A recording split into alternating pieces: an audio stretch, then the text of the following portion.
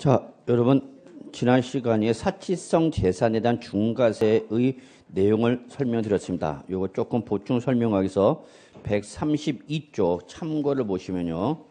중과세에 대한 의미를 설명드리도록 하겠습니다. 요거를 보시면서 중과세란 것이 뭐를 말하는 거구나라는 거를 이해해 주시기 바랍니다. 자, 여기서 잠깐 한번 보죠. 제가 여러분 드디어 꿈에 그리던 별장을 신축했습니다. 무슨 취득이죠? 원시 취득이죠. 그러니까 시험에는 원시 취득이면 우리가 아까 표준세율에서 원시 취득은 몇 프로라서 여러분? 2.8%에서. 그러면 시험에 원시 취득 그러면 여러분 외운 대로 나왔기 때문에 맞춘다고. 근데 시험은 여러분이 외운 대로 물어보질 않아요. 원시 취득이라 하지 않고 뭐라고 표현한다고? 신축. 그러면 여러분이 당연히 이게 무슨 취득이구나? 원시 취득이구나 라고 연결되면 아무것도 아닌데 우리 세율표에 원시 취득이란 말이 있지 신축이란 말 없는데 그러면 이제 일나는 거죠. 자, 그러면 어쨌거나 신축이라는 무슨 취득이 있으면 원시 취득이 있으면 거기에 대해서 몇 프로 때리라는 얘기야? 2.8%로 가세라는 얘기죠. 근데 문제는 이게 뭐라는 게 문제야 지금? 별장이라는 게 문제야. 그러니까 여기다가 너는 몇 프로를 8%를 더한 세율을 내라 그 얘기야. 그러니까 몇 프로 내라는 얘기야 여러분? 10.8% 내라 그 얘기야. 남들 원시 취득금은 몇 프로 낼 때? 2.8%인데 그게 뭐니까? 별장이니까 너는 몇 프로 내라? 10.8% 내라 그 얘기야. 그러면 세부담이 커진가 작아진가? 커진 거죠 뭐. 이게 바로 중과세의 의미예요 여러분. 그러면 별장을 왜 신축했냐? 판매하려고 매매하려고 지었다는 얘기죠. 그래서 저희 처제가 경기도 양평에 있는데 형부 양평으로 와요. 양평으로 와요. 좋아요. 그래. 난 싫어. 난 시골이 싫어. 저는 도시에 서울 수도권 안에서만 살아서 그런지 시골로 가면은 무서워. 특히 밤 되면. 저는 꼼꼼한 게 무서워요. 제가 시골이다 도시다라는 게 언제 아냐면 저녁 되면 알아. 저녁 되면. 그럼 벌써 저녁 되면 한 7시 6시 되면 깜깜해져. 그리고 양평 보니까 산 속에 있더라고. 그 밤만 되면 무섭다. 어휴 난 싫어. 깜깜해. 왜 졌냐? 뭐 하려고? 팔라고. 자, 그럼 일반적 매매는 몇 프로인데? 4%야. 근데 네가 지금 매매를 취득한 게 뭐니까? 별장이니까 너는 여기다가 몇 프로를 8% 더 내라 그 얘기 여러분. 중과세 의미 이해하시겠죠? 그 몇 프로 내라는 얘기야? 12% 내라 그 얘기 여러분. 그래서 제가 드디어 별장을 샀어. 돈 주고 샀어. 와우! 그래서 이제 별장 사갖고 첫날 밤을 별장에서 보내는 거야. 어떤 날? 첫날 밤. 막 심장이 뛰죠. 근데 너무 뛰어갖고 돌아가셨어. 상소의 계시가 됐네. 그래서 첫날 밤 우리가 뭐 먹어? 우황천시 먹는 이유가 그 중에 하나예요. 너무 뛰면 안 되니까. 그럼 상속을 받으면 몇 프로 내는데 2.8인데 네가 상속 받은 게 뭐란 얘기야 지금? 별장이다 그 얘기야. 그럼 너는 여기다가 8% 더 내라 그 얘기야. 그 몇 프로? 10.8% 내란 얘기야. 이해하셨죠? 아무것도 아니야 여러분. 그래서 결론 우리는 별장을 상속 받아서는 되겠다 안 되겠다? 응? 그래도 별장 상속 받을 거야? 혹시 안 받는 분 있으면 저한테 꼭 좀 연락해 주세요. 나 이거 내기 싫어서 안 받겠다 그런 분 있으면 꼭 좀 연락 좀 주세요. 제가 찾아갈게요. 그냥. 자, 그래서 상속 받은 분은 나 모르겠다. 증여하겠다. 그래서 상속에 무상. 그럼 몇 프로 내는데? 3.5인데 네가 받은 게 뭐니까? 별장이니까 여기다 몇 프로? 8% 더하라 그래서 몇 프로 내라는 얘기 여러분? 11.5% 내라는 얘기. 이게 바로 사치성 재산 중과세의 의미입니다. 이해하셨죠? 아무것도 아니야. 그래서 남들 무슨 세율 냈대? 표준세율 냈대. 네가 그 표준세율을 취득한 거 적용 대상이 뭐면 사치성이면 여기다 몇 프로를 8%를 더한 세율로 내라 그 얘기야. 그게 바로 여러분 박스에 나와 있는 의미입니다. 그래서 별장을 우리는 상속 받아선 되겠다 안 되겠다? 그래도 돼? 그래서 저는 정말 돈 벌면 빨리 별장 하나 갖고 싶어요. 그래서 그냥 뭐 그 별장에서 크게 생각할 필요는 없어요.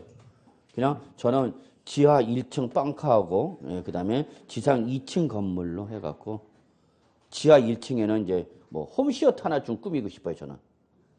홈시어터 하나요. 그 요즘 뭐 올레드 같은 큰 거 좋은 거 많잖아요. 여기다 제일 중요한 건 스피커죠, 뭐. 사실 뭐 스피커가 아주 중요하죠. 우리가 극장 가서 영화 보는 이유는 화면 큰 거보다도 뭐 소리죠, 뭐 소리. 그럼 막 그냥 안 그래? 난 극장 가서 영화 보면 그 맛인데 비행기 와 온다 그러고 막 그냥 막 그런데. 그래서 저는 이거 꾸미고 싶어요. 근데 집에다 이거 설치했다간 일 나는가? 위아래층에서 쌩 난리치겠지. 시끄러 죽겠다고. 지하 벙커에다 요거 놔놓고 1층은 이제 뭐 뭡니까 접대 접대란다 이제. 응접실을 접대라고 그런다. 죄송합니다. 하도 접대만 받다 보니까. 2층 침실. 뭐 이렇게 큰 규모 아니어도 되잖아, 여러분. 커? 아니야, 크지 않아, 여러분. 그 보니까 이렇게 시골 같아 보면 이렇게 되잖아. 언덕 이렇게 되다 보니까. 바깥에서 보면, 앞에서 보면 몇 층이고, 3층이고, 위에서, 옆에서 보면 2층짜리 건물이 많더라고요. 그래서 뭐 이런 거 하나 사고 싶어요. 자, 그래서 우리는 이런 재산을 뭐란다, 여러분? 사치성 재산. 결론 낼게요, 여러분. 사치성은 남들 무슨 세로에다가, 표준세에다가 중과 기준세를 2%의 4배인 몇 프로? 8%를 더한 세로 가자는 게 바로 사치성 재산 중과세다라는 거 잊지 마시기 바랍니다. 그 다음에 더 들어가야 되는데 그 더 들어가는 게 이제 여러분 어디냐면 135조. 네. 중과세 두 가지가 더 나오죠. 1번 표준세에다 몇 프로? 4%를 합한세를 적용하는 경우 있죠, 여러분? 찾으셨어요? 예. 옆에다 여러분 그 밑에는 이것만 밑줄 치세요. 일단 어디 과밀 억제 권유 이 말이 중요한 거야. 여기선 그 밑에 어디 과밀 억제 권유. 그러면 얘들은 표준세대 몇 프로를 4%를 더한 세를 적용한다. 이렇게 좀 잡으시고요. 그다음에 어디 가느냐면은 자 136조 맨 밑에 가시면 이번에는 표준세대 몇 배를 곱한 다음에 3배를 먼저 곱한 다음에 4%를 어떻게 해서 그러면 여기는 뺀 이거를 출전이 최근에 어떻게 나왔냐? 더한 이렇게 말을 바꿨어. 그러니까 이게 아무것도 아니다. 고사장에서 이 출전이 고친 게 안 보이면 이제 돌아버리는 거죠. 그럼 표준세대 먼저 몇 배로 곱하니까 3배를 곱했으니까 커졌죠, 숫자가. 그럼 너무 커졌으니까 어떻게 하라? 4%를 빼라 그 얘기야. 이때 빼는 거 이거 밑줄 맨 밑에 대도시 이걸 갖고 판단하셔야 돼요. 그래서 과밀 억제권역이냐 대도시냐 이거를 가지고 중과세를 구분한다라고만 생각하시기 바랍니다. 무슨 말인지 아시겠어요? 아까 앞에는 표준세다 4% 더한 세로 가서 하는 건 무슨 말이 나왔냐고? 과밀 억제권역 요걸 가지고 표현하라고. 근데 무슨 말이 나오면 대도시가 나오면 이번엔 표준세대 몇 배를 곱한 다음에 3배를 곱한 다음에 4%를 뺀다 이렇게 요걸 구분 기준점으로 잡으셔야 돼요. 여기까지만 잡으세요. 너무 이제 세부적으로 들어가면 이제 돌아버리니까 여기까지만. 그런데 작년에는 139쪽 보세요. 이런 대도시에서 139 제외하는 업종들이 있어요. 제외하는 업종. 그게 여러분 참고 나와 있죠, 여러분? 예, 거기서 나왔어. 작년에. 엠배맛이. 그리고 작년 어디 나왔냐? 140쪽 보시면 또 있네. 140쪽에도. 어디까지 있냐? 141쪽까지 있는데 작년 어디 나왔냐? 23번. 여신 전문 금융업에 따른 할부 금융업을 끄집어내고 이게 중과세 하는 거냐? 안 하는 거냐? 이렇게 물어봤어. 그럼 이건 출제자 의도는 딱 하나야. 맞추게 하겠다, 못 맞추게 하겠다. 못 맞추겠다니까. 이런 걸 맞추려고 우리가 이런 걸 140쪽까지 외울 수는 없어요, 여러분. 그러니까 딱 문제를 봐갖고 이건 출전이 못 맞추게 하겠다, 못 맞추게 하고자 하는 의도로 낸 문제구나라는 걸 판단하셔야 되는 거야. 그래서 결국 중과세가 나왔을 때는 여태까지 취득세와 등록 면허세에서 중과세가 나왔을 때는 쉬웠던 적이 한 번도 없어요. 그나마 그냥 사치성 재산 저거나 물어봤으면 좋겠구만. 저건 또 안 물어보고 그래서 어쩔 수 없어. 중과세는 제가 항상 여러분 시험 보기 100일 전부터 제가 기도 들어가 걱정하지 마. 내지 않게 해 주시옵소서. 얘가 100일 기도 들어가니까 그런 거 걱정하지 마시고. 그리고 막판 되면 이제 작두 탈 수밖에 없어요. 제가 작두 탑니다. 막판에는. 예. 그래서 진짜 중요한 건 막판이 중요한데 가끔가다 보면 막판에는 안 듣는 사람들이 있어. 진짜 마지막 찍신으로서 이제 역할을 할 때가 바로 막판인데 그땐 또 안 들어. 그래서 정작 찍어주는 문제는 못 타고 들어가는 분들이 계셔요. 그러지 마세요. 세법은 하여튼 시험 보는 그날까지 끝까지 가야 돼. 네. 141조 이제 세월의 특례 있죠. 141조 세월의 특례. 예. 세월의 특례 몇 가지가 있냐? 두 가지가 있어. 그래서 첫째 1번 표준세율에서 중과기준세율 몇 프로 했죠 여러분? 2%를 뭐 뺀 세율을 적용하는 게 하나가 있고 밑줄. 자 다음 페이지 143쪽 가면은 중과기준세율을 적용하는 경우 2번 있죠? 이건 그냥 몇 프로 가세하라고? 2%로 가세하는 거야. 이거 구분하라는 문제가 이제 시험에 나올까? 그런데 이거는 여러분이 특히 민법과 공법이 선행돼야 돼. 민법과 공법이 선행이 안 되면 제가 다 일일이 하나씩 다 해야 돼요. 그래서 이거는 일단은 제끼는데 3월달에 할 텐데 별표 3개는 표시해 두세요. 이거 구분 문제는 일단 여러분 입장에서 시험에 나온다 안 나온다? 나온다라고 생각하셔야 돼. 특히 올해 개정됐어. 2018년도. 그래서 출전 입장에서는 얼마든지 내고 싶어하는 부분이 있기 때문에 표시를 하는데 요거를 하려면 이해를 하려면 뭐가 돼야 돼? 민법과 공법이 먼저 선행돼야 돼. 그래서 일단 표시만 해놓으시고요. 넘어갑니다. 그 다음에 어디로 가느냐 하면은 여러분 146조 부가징수 가겠습니다. 별표 3개. 일단 이 부가징수는 시험의 출제 여부와 관계없이 여러분이 지방세의 마지막 부가징수 내용을 이야기해서 반드시 정리해 주셔야 됩니다.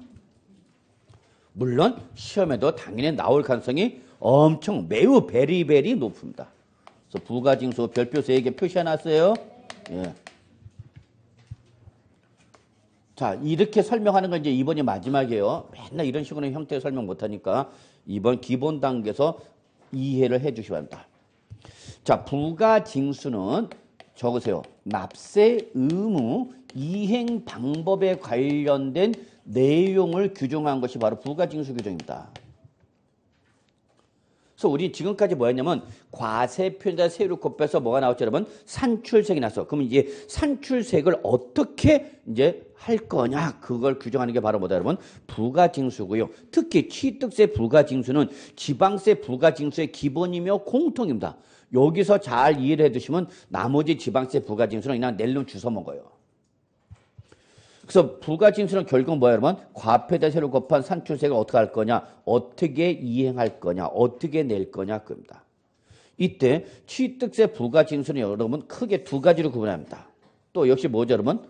원칙과 예외야. 세법은 하여튼 이겁니다. 이 원칙과 예외를 구분하셔야 되는데 그래서 출전이 지금 원칙을 물어보는지 예외를 물어보는지를 반드시 확인하셔야 된다. 시험에서. 근데 여러분이 알면서 틀리는 건 뭐에 틀리냐? 출전이 원칙을 물어본지 예외를 물어본지 빨리 판단 안 하고 자기가 알고 있는 데가 답을 고르니까 답이 틀려지는 거야. 그래서 뭐와 뭐를 구분한다 그러면 원칙과 예외를 구분합니다. 이때 원칙은 뭐고요? 신고 및 납부가 되는 거고요. 예외가 뭐냐? 보통 징수입니다. 그래서 결론은 지방세 납세무 이행 방법은 기본적으로 신고 납부와 보통 징수, 물론 특별 징수가 있죠. 그 중에서 이 특별 징수는 글자 그대로 원천 징수할 때 적용되는 거기 때문에 기본적 패턴은 안 나오죠.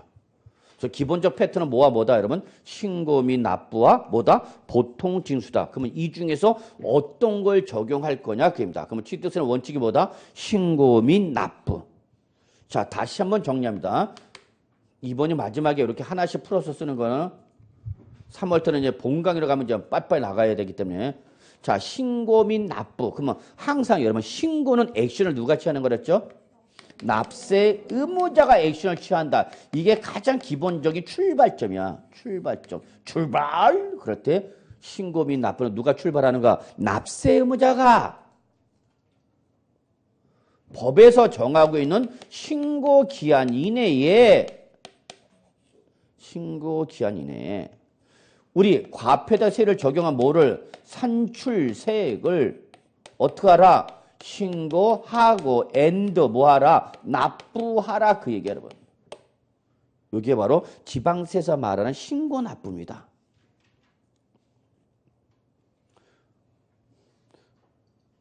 근데 여러분들 열심히 적네. 저는 쓰는 것보다는 사진, 핸드폰 있잖아, 여러분. 시도 때도 없이 핸드폰 갖고 카메라 있잖아. 그걸로 찍어. 나중에 제가 어느 정도 적으면은. 그게 낫습니다, 여러분. 그래서 저는 가능하면 판서 같이 저랑 쓰지 마시고 그냥 저는 여러분 설명을 이렇게 듣고 있다가 이놈이 어디 강조하는가를 잘 보고 있다가 어느 정도 제가 판서가 된 것 같으면 그때 사진 찍어. 카메라 들고. 핸드폰 들고. 그래서 저는 핸드폰을 찍는 거 아무 말도 안 할 테니까 부담 없이 찍으세요. 그리고 설명을 잘 들어. 왜냐면 저랑 같이 쓰려면 설명을 못 들어. 그리고 나중에 질문하면 이게 무슨 자예요? 이런 질문이 나오고 있고. 묻어버리고 싶어. 그러면 정말. 무슨 말인지 아시죠? 그래서 저 증권금융 쪽에서 제가 강의를 할 때는 젊은 친구들이 많은데 걔들은 잘 안 써. 가만히 있고 있다가 어느 정도 판서가 된 것 같으면 뭐 핸드폰 요즘 카메라 좋잖아, 성능이. 그냥 냅다 찍어버려. 톡톡톡톡톡 찍어버리고 집에 가서 그걸 가지고 파일을 보는 거죠. 그리고 버스 안이나 전철에서 이동할 때 틈날 때 쓱 카메라 찍힌 거 보는 거죠. 아, 이거 했지. 그게 진짜 중요한데 여러분은 그걸 안 하네. 자기 전에 한번 쭉 훑어봐. 그렇죠. 이런 거 했네? 오늘, 그렇죠. 그걸 느끼는 게 진짜 중요한데, 느낌이 없어. 그래서 제가 지금 얘기하고 싶은 건 뭐냐면, 너무 저랑 같이 쫓아면서 쓰려고 하지 마시고, 설명을 잘 들으면서 체킹하고 있다가, 나중에 제가 어느 정도 쓴 것 같다 그러면, 그때 사진 찍으라고. 카메라 찍으면 여러분 파일로 저장해갖고, 요즘 젊은 친구들 파일 저장해놓고 거기서 마음대로 또 편집 잘하더구만 자기가. 그래서 그걸 누가 하냐고? 그거 이제 젊은 친구들이 해야지. 해놓고 이제 언니, 오빠한테 파일을 돌리는 거지. 누굴 쳐다보지 마. 아니야, 제 카페에 보면 그런 거 해갖고 올린 친구들 가끔가다 있어. 그러면 내가 봐도 좋아. 예, 그런데 뭐. 자, 그래서 결론 여러분. 신고 납부 의미를 이해하시고요. 결론은 시험은 이걸 물어봐 출전이. 그래서 결론 낼게요. 신고 납부에서 제일 중요한 건 뭐다 여러분? 신고 기한이야. 이거는 반드시 외워야 되는 거. 공인중개사인 여러분이 부동산의 매매 등을 중개했을 때 그 취득자인데 언제까지 하라고 좀 얘기 좀 해주란 얘기야. 근데 이 신고기는 다시 또 뭐야? 또 원칙과 예외야. 그래서 어떤 분이 그래요. 교수님, 예외 없는 세법에서 살고 싶어요. 그러면 못 살걸? 그러죠. 자, 그래서 원칙과 뭐를 나눈다? 예외. 그러면 시험은 출전이 원칙을 물어본지 예외를 물어본지를 반드시 확인하셔야죠. 그럼 원칙은 아무것도 아니야. 내가 우리 취득시에서 규정한 어떤 날, 취득일. 우리 오늘 첫 시간이 뭐였죠? 취득시기. 그 취득시에서 규정한 취득일부터 며칠이네요, 여러분? 60일. 일수계산이네요. 일수계산. 그래서 여러분 요게 원칙이란 걸 잡으셔야죠. 그러니까 출전이 이런 거 물어보는 거야. 그러면 요 60일은 어디서 나온 거냐면 여러분이 부동산 등기법을 또 공부하셨죠? 예. 그럼 부동산은 우리 대표적인 우리나라에서 실명제를 적용하는 상품 중에 하나죠. 우리나라에서 실명제를 적용하는 것은 두 가지 상품이 있어. 첫째 뭐죠? 금융상품이죠. 금융상품. 금융상품은 모든 금융기관의 모든 금융상품은 반드시 뭐로 거래하게 됐어? 실제 명의로 하게 됐어. 이게 실명이죠. 그래서 바로 금융거래명의 비밀보장에 금융실명거래 및 비밀보장에 관한 법률에 따라서 모든 금융기관은 금융상품을 팔 때에 뭐를 확인하도록 되어 있냐? 실제 명의를 반드시 확인하도록 되어 있죠. 근데 그 실명제를 확인하지 않냐? 최근에 핫 이슈가 된 게 바로 뭐야? 비트코인이나 소위 말하는 가상화폐죠. 그걸 금융기관은 실명을 확인 안 했어. 왜? 그 비트코인이라는 것이 자본시장법이라는 금융실명거래 및 비밀보장에 관한 법률 적용 대상인지 아닌지가 확정되지가 않았기 때문에 그런 거죠. 그러면 어쨌거나 우리 부동산도 바로 요 실명제가 적용되는 거죠. 부동산 등기법이나 부동산 실권리명의 등에 관한 법률에 따라서 반드시 부동산도 뭐로 하시오? 실명으로 하시오. 그리고 실제 부동산을 취득하면 며칠 이내 60일 이내 반드시 뭐를 강제하고 있어? 등기를 강제화하고 있죠. 그래서 부동산 취득하면 반드시 뭐 해야 된다고? 등기. 며칠 이내? 그러면 그걸 그대로 우리 끌고 온 거야. 그래서 60일 이내에 하시오. 뭐 하기 전에? 등기하기 전에. 그런데 예외적으로 뭘 받으면? 상속을 받았을 땐 이게 또 예의가 달라져. 상속은. 상속, 이건 정말 여러분 누구나 다 경험하는 일이고 한 번씩은 반드시 거쳐가고 여러분이 대비를 하셔야 되는 건데 제일 껄끄러운 게 이거야. 꼭 일 당한 다음에 심지어는 저한테 찾아오는 분도 계세요. 그러면 상속이 개시가 되면 여러분 할 일, 저는 이거 엄청 강조하는데 상속과 증여는 공인중개사로서 여러분이 부동산 전문가로 활동하기 전에 활동할 때 가장 필요한 지식일 뿐만 아니라 활동 여부에 관계없이 여러분은 누구나 다 경험해. 준비를 해야 돼. 근데 우리나라 사람이 아니라 동양 사람은 이거에 대해서 상당히 너무 예민해. 무슨 말이냐? 유언서 써놓으셔야 된다는 얘기야. 사람이 미래를 모르고 앞으로 미래는 항상 위험이 있기 때문에 어떤 일이 닥칠지 모르니까 미리 써놔야 되는데 우리는 안 써. 그리고 혹시 써놨냐고 물어보면 이제 곡해되는 거죠. 나보고 빨리 죽으란 얘기냐. 그래서 저희 부모님도 두 부모님이 다 계시지만 이거는 못 물어봐. 혹시 유언서 써놓으셨냐고. 물어보면 이게 이제 얘기가 이상해. 근데 저는 써놨어요 이미. 저희 집사람과 저는 유언서 써놨습니다. 내가 죽으면 어떡하라. 얼마 되지 않은 재산 누구한테 준다. 다 써놨어요. 그리고 특히 내가 죽으면 나는 매장하지 말고 화장하라. 그래서 화장해서 가능하면 배나무 밑에다 좀 뿌려라. 수목장 치라고. 왜? 제가 배를 좋아해요. 그래서 죽어서라도 몸 밑에 배나무 밑에 배나무 쭉쭉쭉쭉 빨아먹겠다고 쉬어. 그냥 배나무 밑에 좀 뿌려라. 저희 집사는 대추나무야. 저희 집에 가끔가다 제가 가면 보통 거의 자고 있지만 가끔가다 눈 뜨고 있을 때가 있어. 그럼 무서워 나는. 먹으세요. 그럼 뭐 하고 있나 보면 뭐 해? 그러면 대추 먹고 쭉딱 하면 대추에 쭉 빠져요. 그래서 저희 집사는 대추나무, 저는 배나무. 자, 그럼 여러분이 상속에 계시게 되면 이제 진짜 중요한 거가 장래, 치르고, 사망, 신고하고 그 다음에 이제 할 일이 뭐야? 그 다음에 할 일이 뭐냐고? 상속 재산을 조사해야 돼, 여러분. 특히 상속 재산을 조사할 때 반드시 해야 될 게 바로 뭐야, 여러분? 부동산과 금융상품이에요. 여러분이 부모님이 가입한 예금을 여러분 다 알고 있다고 확신할 수 있어, 없어? 여러분, 저희 집 사람들 제가 얼마나 했는지 저도 잘 모르고 저희 집사람 제 길 잘 몰라요. 저희 집 사람 모르는 나만의 뭐가 있다? 있어. 비자금 계좌가 있다고. 저희 집사람한테 얘기했어요. 저는. 나 분명히 비자금 하나 관리하고 있다. 그건 자기가 타치하지 마라. 내가 비상용으로 사용하는 거다. 해요, 진짜. 저희 집사람 얘기했어요. 예를 들어서 뭐 여러분 명절 때 친가 본가 다 가죠. 그러면 저희 집사람이 저희 부모님한테 드리는 금액이 저희 부모님 입장에서 꼭 만족을 못할 수도 있어. 여러분 시댁 진짜 시댁에 얼마를 드릴 거냐, 처갓집에 얼마 드릴 거냐 다 생각할 거 아니야. 그러면 예를 들어서 저희 부모님한테 저희 집사람 주겠죠. 그리고 나올 때 제가 또 슬쩍 이렇게 흘려. 그러면 제 뭐 조카도 있고 그러면 이제 거기다 주라고 그러죠. 그럼 비상용으로 가는 수밖에 없어.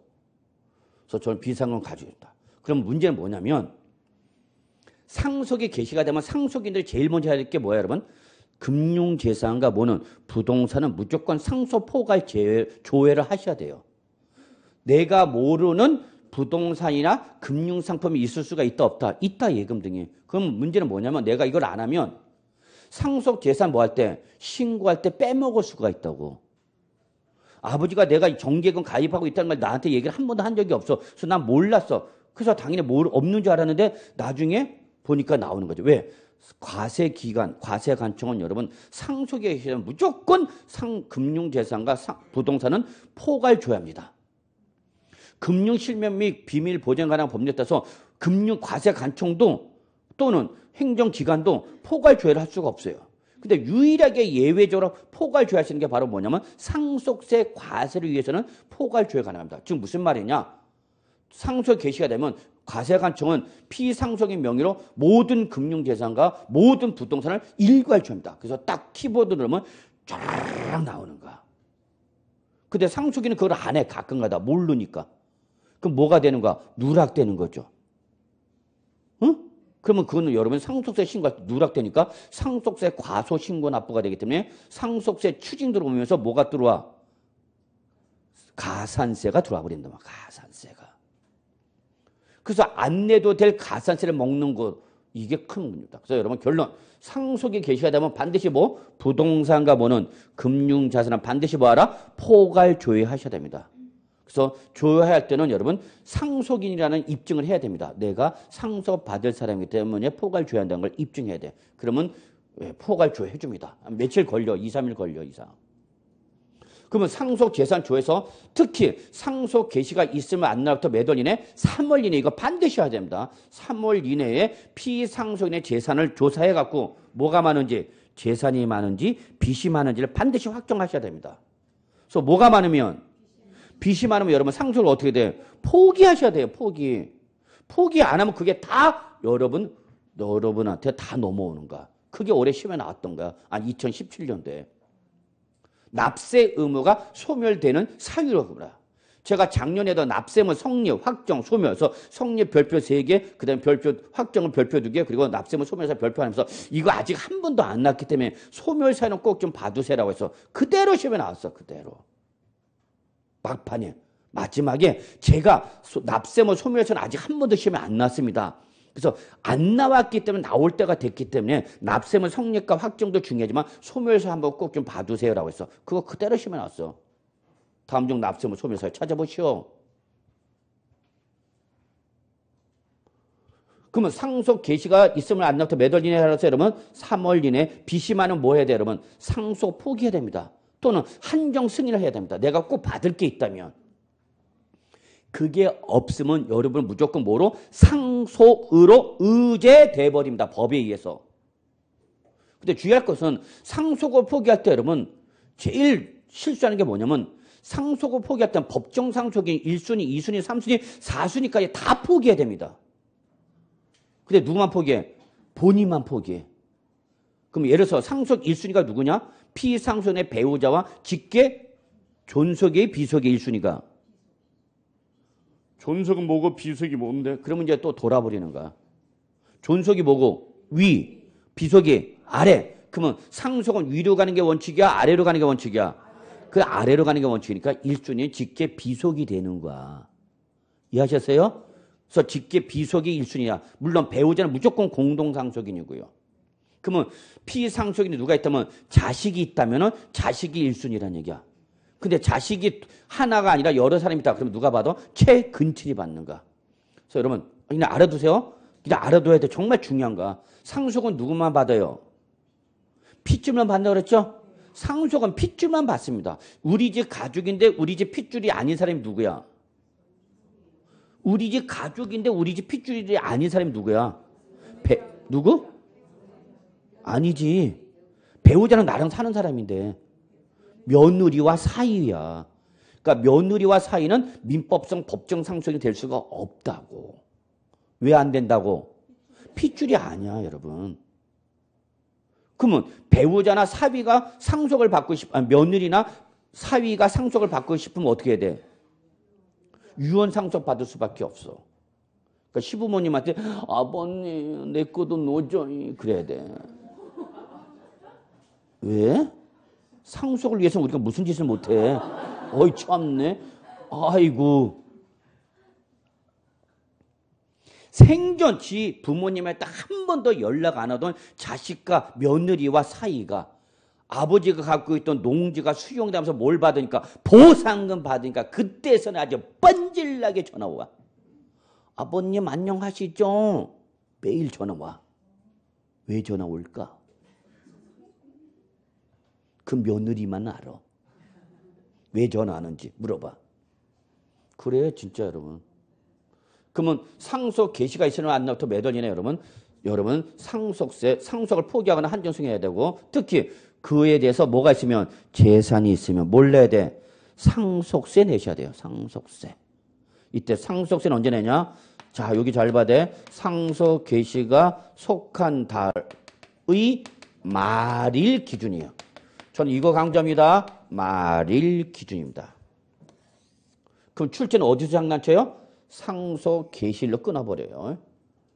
그래서 상속 개시일부터 그 맞았다고 틀렸다고 상속이 나면 뭐가 나야 된다고? 말일 확인하셔야 된다고. 몇 월 이내? 6월 이내. 또는 거주자 주소가 국외에 있는 사람은 9월 이내에 상속세를 신고하셔야 되고요. 이때에 모두 취득세도 신고하라입니다. 그래서 적어놓으세요. 이때 상속 개시에 속한다는 말부터 6월 이내, 9월 이내는 뭐를 말한다? 상속세 신고 기한을 말합니다. 같이 맞춰줍니다. 그게 여러분 교재 잠깐 볼까요? 여러분 146조. 취득한 날부터 며칠 내죠, 여러분? 60일 동그라미 넷째 줄에 있나요? 있죠? 60일. 앞에 건 생략하세요. 가를 거 닫고는 보지 말랬죠, 일단은? 예, 60일. 다만, 거기부터 이제 예외야. 예외 첫 번째가 바로 뭐, 여러분? 상속. 그래서 상속을 포기할 때는 법정 상속이 다 포기를 했어. 그래서 1순위 직계 비소, 2순위가 뭐야, 여러분? 한번 얘기했을 텐데. 아래가 없으면 어디로 가야 돼? 위로. 뒤에 바로 직계 존소. 그래서 1순위는 배우자, 피상속인의 배우자, 직계 비소. 2순위가 없다. 1순위가 없다. 비속이 없다. 그러면 2순위 배우자와 뭐 직계 존소. 이제 어디로 가는 거야? 위로. 그러면 잠깐 여기 가볼까요? 자, A와 B가 혼인을 해갖고 C를 낳고 C가 다시 혼인을 해서 E를 냈어. 자, 이때 피상속인이 A야. 그러면 여기서 유언서 없이 돌아가시면은 누가 1순위가 된다고? 누가? E는 A의 자식, 손자, 손녀죠?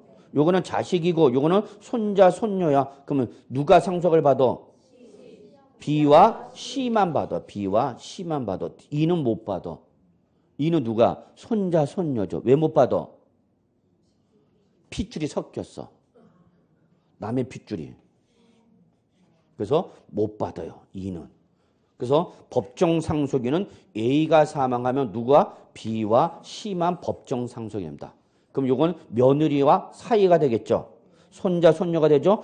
손자, 손녀, 며느리 사이는 못 받는다고요. 이해하셨어요? 자, 그래서 제가 그러죠. 집에 있는 집안에 결혼하는 여성분은 어차피 상속 받을 자격이 있으니까 없으니까? 없으니까 몰라라. 자식을 빨리 낳아라 그랬어. 진짜 중요한 거야. 진짜 뭐 학원 여기 천호동 저쪽에 있었을 때 제 알던 우리 학생 중에 젊은 여자애가 있었는데 예, 결혼한다고 해서 청첩장도 보내왔어요. 근데 시댁이 잘 사는 집안이 돼. 잘했다. 너 결혼 잘했다. 남자 스키는 볼 거 없다. 이걸 봐라, 재산을. 근데 너는 상속받을 자격이 있다, 없다? 없다. 그래서 교수님, 그러면 제가 어떻게 하죠? 유언서를 써든지, 누가 A의 유언서에 네가 있든지, 근데 너 들어갈 가능성은 거의 없다. 그럼 뭐 하라? 빨리 자식을 낳아야 된다. 그래서 자식을. 왜냐? 만약에 얘가 받을 수가 없으면 누가 받아? 이가 대신 받아. 이걸 민법상 대습상속이라고 그래요. 그럼 내 자식이 받으면 그건 내 거죠? 그래서 자식 낳아야 돼, 자녀는. 까불고 있어. 무슨 용도인지도 모르고 낳냐? 자식의 용도는 대습상속용이야. 큰 거 바라지 마. 자꾸 뭐 상대한테 큰 기대를 하는데 여러분 자꾸 무슨 큰 기대 없어요. 그래서 여기를 잘 만나야죠. 내가 없으면 얘라도 잘 만나야 돼. 이해하셨어요? 네. 근데 없어. 그럼 어떡하? 위로 간다고, 위로. 근데 위도 없어. 그러면 이제 어디로 가? 옆으로 가, 옆으로. 옆으로도 없어. 이제 어디로 가는가? 친인척. 그래서 가끔가다 당하는 사람이 누가 당하냐? 친인척이 당해요. 빚이 많은 사람. 실제 있었던 일입니다. 저 쫓아왔어요. 새벽 3시에 전화하고 난리가 났어. 그래서 그다음부터 제가 전화로 제가 오픈을 안 합니다. 하고 내가 절대 전화번호 안 가르쳐줍니다. 오픈하지 마라. 돌아가셨는데 1순위, 2순위 포기했는데 3순위도 포기했는데 4순위가 포기를 안 했죠. 그러니까 이게 누구한테 넘어온가? 4순위한테 넘는다. 조카한테 온 거죠. 조카한테. 돌아가실 때 빚을 남기고 돌아가셨는데 은행에서 대출금에 대한 상환을 못하고 돌아가시니까 찾다 포기, 여기도 포기, 여기도 포기. 사준이 있었네. 조카한테 압류 들어와 버렸죠. 은행에서 생뚱맞게. 어머, 나 이런 거래, 은행에 대출 받으려고 했는데 은행에서 압류 들어왔어. 누가 들어가면서? 이모가 돌아가면서, 이모가 돌아가면서 일로 들어와 버린 거야. 그때 저 찾아보죠. 끝났어, 이미. 뭘 안 했으면 상속 포기 안 해서 의제돼 버리는 거야. 이해하셨어요? 그렇게 무서운가, 여러분? 상속의 계시가 되면 여러분 이거 확인해야 돼. 남일 같지 않아요. 자, 그러면 결론 냅시다. 우리는 상속 계시가 되면 상속 계시부터 6월 이내죠? 상속 계시부터 6월 이내죠? 그러면 큰일 나는 거야? 상속 계시부터 6월 그럼 큰일 난다고. 상속 계시 속한 달에 말이라, 말이. 이게 기산점이야. 그럼 출전은 장난칠 때 어떻게 해? 다 이거 지워버리는 거야. 이게 지워진 게 보여야 된단 말이에요. 여러분 눈에. 이 지워진 게 안 나타나는 게 안 보이면 시험은 끝난 거야. 그럼 오늘 며칠이에요, 여러분? 1월.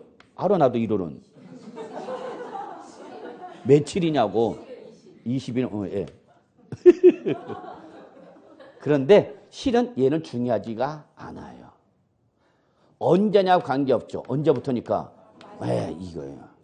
그러니까 상속세는 언제까지 해야 돼? 6월. 그러니까 언제까지 해야 돼? 7월 말까지죠. 그래서 항상 기한은 상속을 얼로 끝나야 돼? 말일로 끝나야 돼. 말일. 왜? 말일로 출발했기 때문에. 아, 이런 거 시험 내기 좋죠. 출전으로. 엄청 좋아합니다, 이런 거. 아무거나 막 다 시험에 나온 줄 알아요? 나올 건 딱 정해져 있어요. 그걸 제가 여러분한테 얘기해 주는 거고. 자, 그래서 상속은 예외를 인정한다, 안 한다? 한다. 왜? 상속 재산 조사하고 상속세 신고하니까 그때 취득세도 하라는 얘기입니다. 하나 적어놓읍시다. 상속은 예외가 인정돼. 근데 뭐는? 이거 적어놔야 돼. 증여는 예외 인정 안 합니다. 이거 적어놔. 출전에 상속 갖고 시비 걸면 좋은데 상속 이미 노출됐단 말이야, 몇 번씩. 출전도 낸 문제 또 내고 싶어 하지 않습니다, 여러분. 그걸 아셔야 되는데 여러분 낸 문제만 샤리 왜 빠지게 외우고 있죠. 안 나올 것만. 그러면 상속이 아니면 뭘 물어보셨다고? 증여. 그럼 증여는 예외 있다고 없다고? 그럼 여러분 어디로 가야 돼요? 없으면.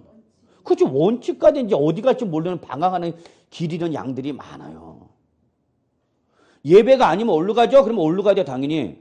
원칙으로 가지 뭐 어디로 가기는 예배가 아니면. 근데 예배가 아니면 어디 가죠? 그럼 어디 가야 돼요? 어디 가기는. 참네. 여러분 우습죠? 근데 시험에는 당해요, 이게. 제정신이 아니라. 그러니까 시험 볼 때 좀 여러분이 뭐라 그럴까? 좀 표현이 좀 잘못되죠. 약간 간땡이가 좀 보여야 돼. 하나 틀리는 거 우습게 생각할 줄 알아야 돼. 아이, 그 정도만. 근데 하나 틀린 거 갖고 이제 거의 다 올인하면 이제 다음 문제 못 푸는 거야. 이래서 마치 가는 분들이 많아요. 저는 매년 봐요. 여러분은 딱 한 번이지만 저는 매년 봐요. 몰라서 틀린 게 아니라 한 방에 훅 가는 거야. 어떤 분 그럽니다. 아, 나는 민법이 주전 과목이 돼. 민법에서 고득 좀 하고 학기는 그냥 면피만 해갖고 붙겠대. 그건 지 생각이지. 그건 지 생각이야. 딱 민법 보니까 민법이 어떻게 어렵고 학기는 쉽게 나온 거죠. 그럼 믿었던 뭐가 틀려버리니까 민법 나가니까 난 끝났구나라는 생각이 오는 거야. 그러면 그다음부터 막 가는 거야, 여러분. 진짜 저는 매년 봐, 이런 분. 공부를 안 해서 떨어진 게 아니야. 내가 알아. 상대방도 알아. 여러분도. 저 언니 붙을 거야. 근데 떨어졌다? 학교점 모이면 안 보여. 저는 떨어진 사람이 더 안타까운 사람이야. 왜? 내가 떨어져 봤기 때문에. 조사하죠. 확인해보죠. 왜? 그럼 얘기해. 그러면 여러분 한 방에 훅 간 거야. 한 방에. 믿었던 민법이 어렵게 나가니까 이거 당하는 거죠. 거꾸로 나는 학교에서 고득점하고 민법은 그냥 과락으로 갈 거야 했는데 나가는 거죠. 봐요. 자, 시험은 이렇게 나온단 말이야. 나는 열심히 몸 외웠어. 상속 외웠어. 우리 쌤이 강조했어. 말이 기준이라고. 그랬더니 시험은 뭐가 안 나고 상속이 안 나고 딱 뭐가 나온 거야? 증여가 나와버린 거야. 그럼 이 사람 뭐라 그래? 우리 이런 거 안 배웠는데. 뭘 안 배워? 안 배우기는 연병을. 아, 예외 아니야. 아니, 증여가 나오면 예외 아니야. 아니다고. 예외 아니면 어디로 가라고. 원칙이지 뭘. 그럼 원칙 며칠이야? 60일이지 뭘 안 배웠다고 그래. 이게 차이점이야. 그래서 뭐는 인정하지만 상속은 예배 인정하지 증여는 예배 인정 안 한다. 그래서 적어놓으라고 거기다가 증여는 예배 인정 안 합니다.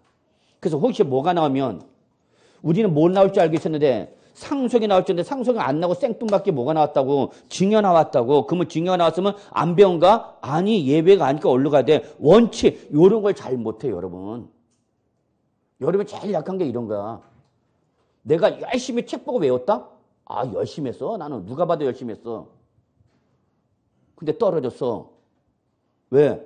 내가 외웠던 뭐는 안 나오고 이건 안 나오고 얘기가 나왔단 말이야.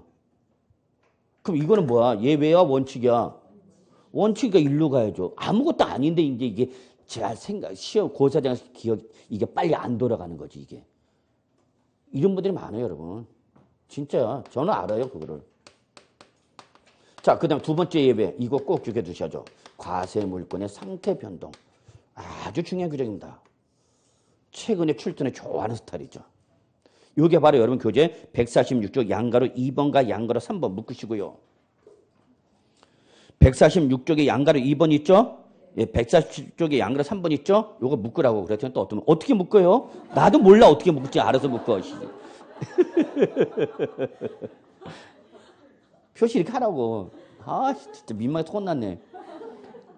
따라가서 요거 양가로 2번과 양가로 3번 묶으세요 그랬더니 어떤 마음도 이거 어떻게 묶어요?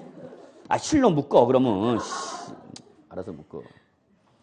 요 양가로 2번과 양가로 3번 저는 뭐라 표현하냐면 여러분 그냥 여러분과 저와의 약속이야. 과세 물건의 상태 변동이랄 거야. 이거 나 진짜 중요해. 그러면 이때는 얘는 딱 하나만 기억하면 돼. 뭔지 모르지만 하여튼 기산점으로부터 얘는 30일이냐.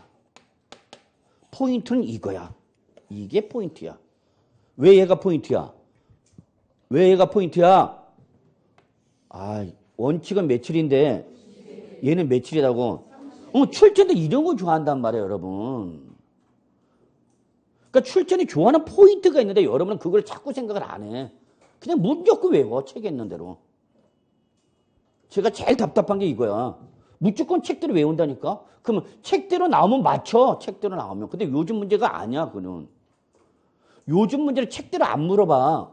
책에 있는 내용을 이해를 하는지 이해 위주로 물어본다. 돌려서 물어본다고 속된 말로. 그러니까 수업 안 듣고 혼자서 공부 열심히 하죠.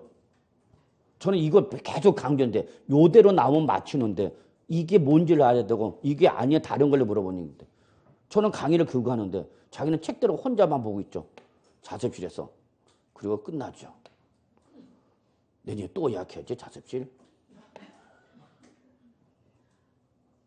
그럼 인생이 저처럼 된다니까. 키 1m 85가 이렇게 된다니까. 잡으셨어요? 놓치면 안 돼. 제가 분명히 강조하는 이유가 있어서 그래요. 저거 하나 더 그냥 미리 있다. 얘는 그대로 등록면허세 그대로 나옵니다. 여기. 이게 취득세만 물어볼 줄 알아요? 아니 등록세도 또 나온다고 얘가.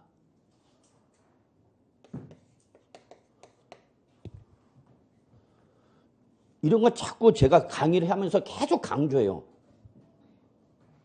취득세가 샥 빠지게 외웠어. 얼라리 근데 취득세에서 안 나와. 어디서 나와? 여기서 나와 여기서. 그러니까 저는 여기서 나올 수 있으니까 주의하라 그러는 거야. 얘는 여기서 안 물어봐도 취득세에서 안 물어봐도 어디서 물어볼 수 있다고? 등록 면허세에서 물어볼 수 있단 말이야. 근데 여러분이 공부할 때는 제가 하면요 무조건 외워. 중요하다고 그랬으니까 우리 쌤이. 근데 이게 어디서 나올지 모르는데. 참네. 얘는 어디서 그대로 정의한다고요? 등록 면허세. 그래서 등록 면허세 이거 갖고 출전이 시비 걸어. 자, 그 다음에 마지막 이게 중요하죠. 위에서 정한 신고 기한이 자, 뭐 했다 그러면 등기 등록했대. 그럼 감 잡았죠? 얘가 뭐 하다는 얘기야? 더 빠르다는 얘기죠. 그럼 제가 뭐랬어? 빠른 날 잡으랬어. 빠른 날. 이게 시험이야. 그럼 언제까지 여기는 등기 등록하기 전까지야, 여러분.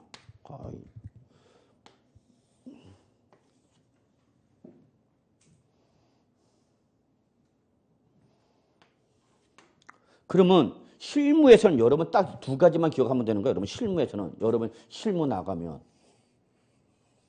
둘 중에 어떤 날이야? 다른 날이야. 뭘? 그러니까 시험 이렇게 나오는 거야. 결국 여러분이 공인중개사가 되셔서 부동산 매매를 중개하면 여러분은 뭐라고 해야 돼요? 취득일로부터 60일 이내 와! 언제까지? 등기 등록하기 전까지 취득세를 어떻게 된다? 신고하고 납부하셔야 한다. 이걸 여러분이 얘기해 주라는 얘기야, 매수자한테. 그러니까 제일 중요한 건 원칙과 예외 중에서 요 놈이 제일 중요해, 실무에서는. 근데 이거는 말장난, 공부하는 사람 다 알아, 이거. 등기 등록 정확. 그러니까 이걸 출전이 이걸 못 건드리죠. 요런 걸 건드리죠. 시험. 그러니까 시험은 중요해서 나오는 게 아니야. 중요한 것도 나오지만 중요하지 않더라도 나오는 게 시험이야. 그러니까 어떻게 보면 문제 보면 이걸 왜 물어봤을까라고 할 정도로 그런 문제가 나와요. 근데 그게 시험이야. 그러니까 여러분 중요하다고 한 거면 쎄 빠지게 하면 힘든 거야.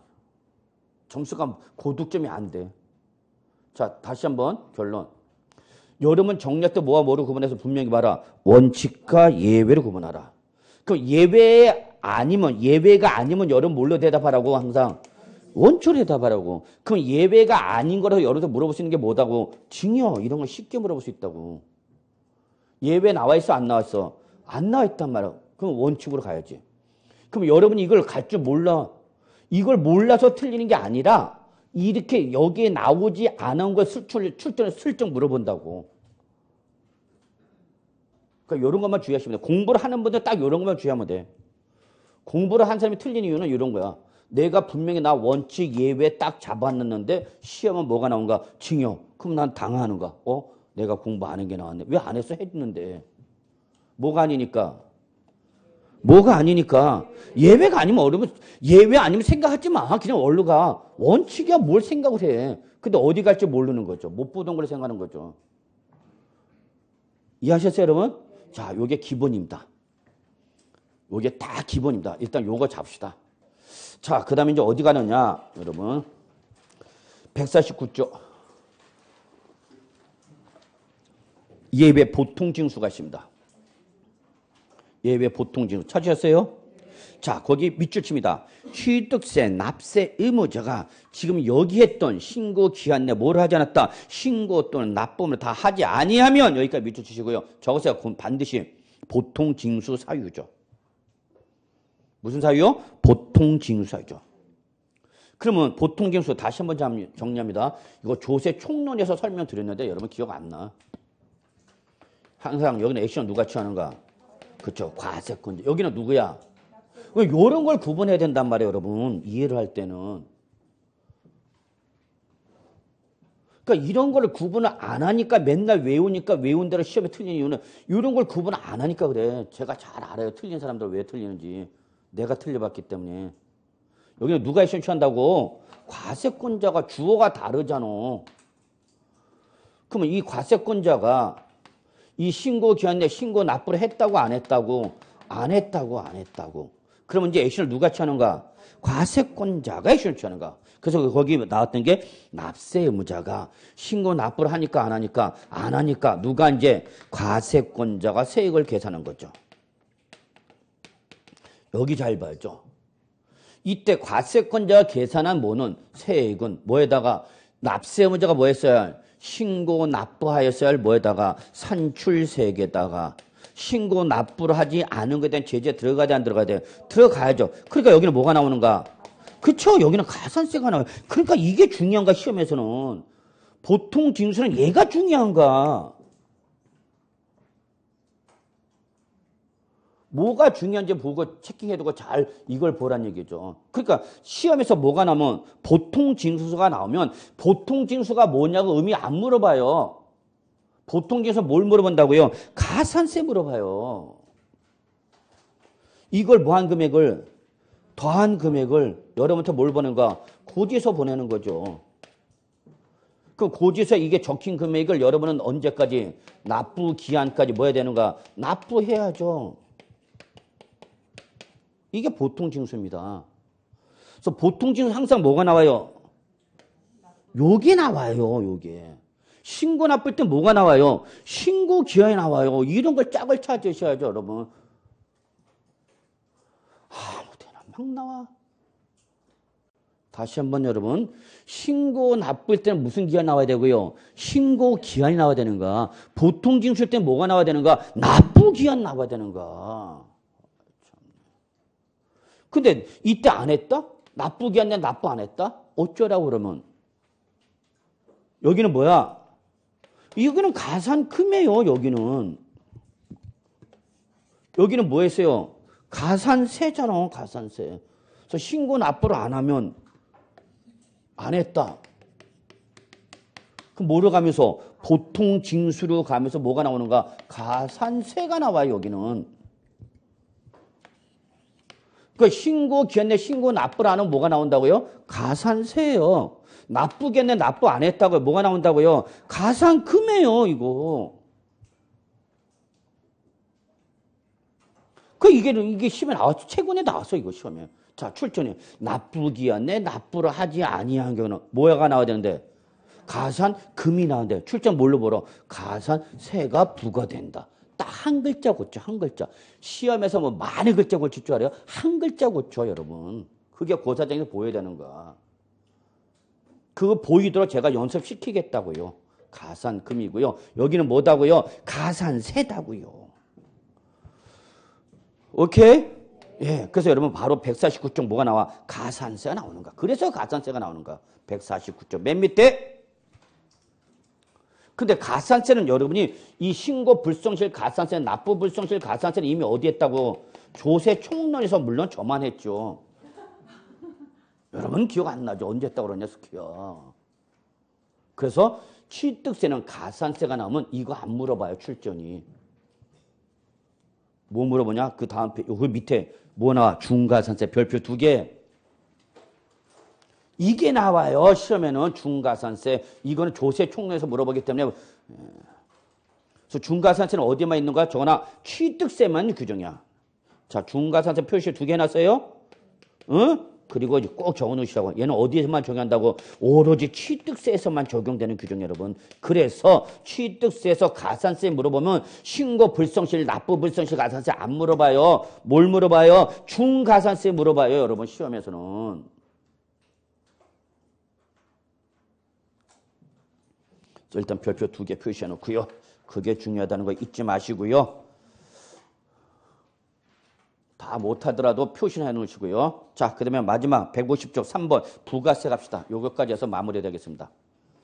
자, 이렇게 취득세 납세 의무자는 뭐를 납부할 때? 취득세를 납부할 때 한 번 더 내. 그게 뭐야, 여러분? 부가세. 여러분, 부가세 그 밑에 써져 있네요.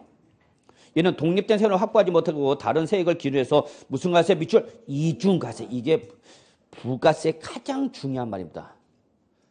무슨 가세? 이중가세야, 부가세는. 이미 세금 냈어, 안 냈어? 냈어. 뭘 냈어? 취득세. 그런데 그 낸 뭐를? 취득세를 기준해서 한 번 더 뭐 내라고요? 지방교육세와 농어촌 특별세 한 번 더 내라고요. 이게 뭐다고요? 부가세. 결론 냅시다. 뭐를 내는 사람은? 취득세를 내는 사람은 그 납부하는 뭐를 기준해서? 취득세 요 놈을 기준해서 한 번 더 뭐와? 농어촌 특별세와 뭐를? 지방교육세를 한 번 더 내십니다. 자, 이번 단계에서는 요 정도만 기억해 두셔도 된다고요. 요때 요 놈을 뭐라고 하는 거야? 우리는 지금 부가세. 얘를 기준을, 얘들이 부과되는 기준은 뭐야? 취득세. 요걸 뭐라 표현한가? 본세.